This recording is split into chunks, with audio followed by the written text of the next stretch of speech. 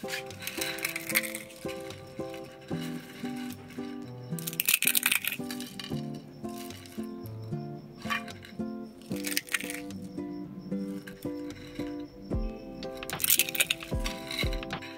ঝুরি ভাজাগুলো কতটা মচমচে হয়েছে, মনে হচ্ছে না দোকান থেকে কিনে এনেছি। যে কেউ খেয়ে বুঝতেই পারবে না যে এটা হোমমেড। আর এই ঝুরি ভাজাগুলো চাইলে কাচের বয়মে রেখে দিতে পারেন প্রায় 1 মাস। তাহলে চলুন রেসিপিটি দেখে নেই।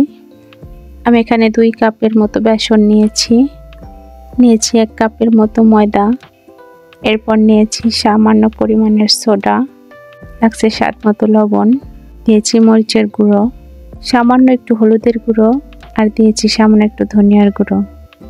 এখন এই সব কিছু ভালো করে মিক্স করে নিতে হবে। বেসনটা অবশ্যই ভালো কোয়ালিটির নেবেন। আমি এখানে প্যাকেটের বেসন নিয়েছিলাম আর এটা বেশ ভালো ছিল।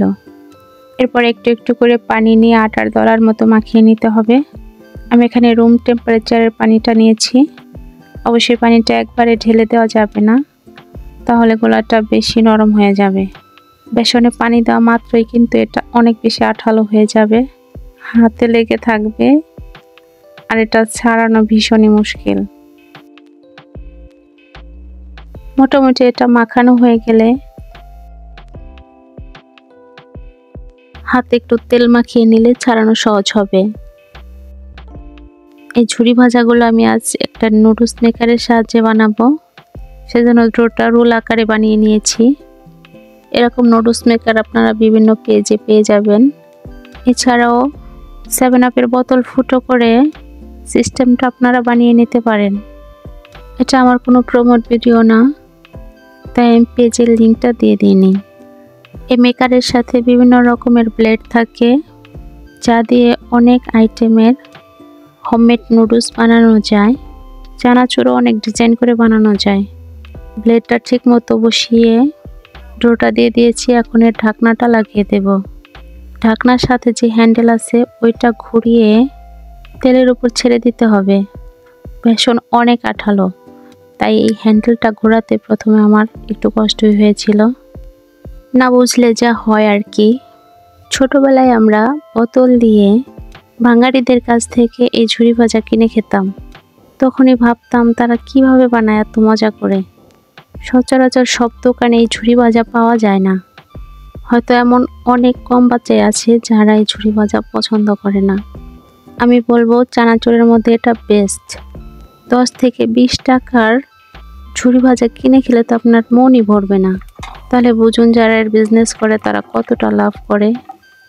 যেখানে 200-300 টাকা কেজি এই ঝুরি ভাজা বিক্রি করে, অথচ 50 টাকা দিয়েই 1000 টাকার চানাচুর বানানো যায়। যারা ভাবছে নতুন বিজনেস করবে, আমি মনে করি এই আইটেমটা তাদের জন্য বেস্ট হবে।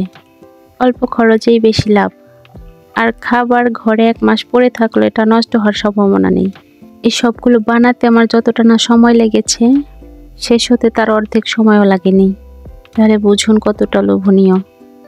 এই চানাচুর বা ঝুরি ভাজা এমন একটা খাবার যা দেখলে সবাই খেতে চাইবে। বিভিন্ন চাট রেসিপির সাথেও কিন্তু এই ঝুরি ভাজাটা দেওয়া হয়। ঘরে থাকা উপকরণ দিয়েই আপনি এটা বানাতে পারেন। যদি বাসায় বানানো যায় তাহলে বাজার থেকে এত টাকা দিয়ে কিনা খাওয়ার কি দরকার। এর থেকে আসা শব্দই বলে দিচ্ছে যে এটা কতটা মচমচে হয়েছে। আমি এগুলো একটা কাচের বয়মে রেখে দেব, আর এটা প্রায় 1 মাস ভালো থাকবে বাইরে। আর এইভাবে হোমমেড চানাচুর বানিয়ে আমি আমার পরিবারের চাহিদা মেটাই। চাইলে আপনিও চেষ্টা করে দেখতে পারেন। ভিডিওটি আপনার কোনো উপকার আসলে চ্যানেলটি সাবস্ক্রাইব করে রাখুন, আর পরবর্তী মজাদার রেসিপি পাওয়ার জন্য অপেক্ষা করুন। কারণ মৌসুমী ইসলাম মানেই সহজ রেসিপির সহজ সমাধান। আর সে পর্যন্ত পরিবার সবাইকে নিয়ে সুস্থ থাকুন, ভালো থাকুন। আল্লাহ হাফেজ।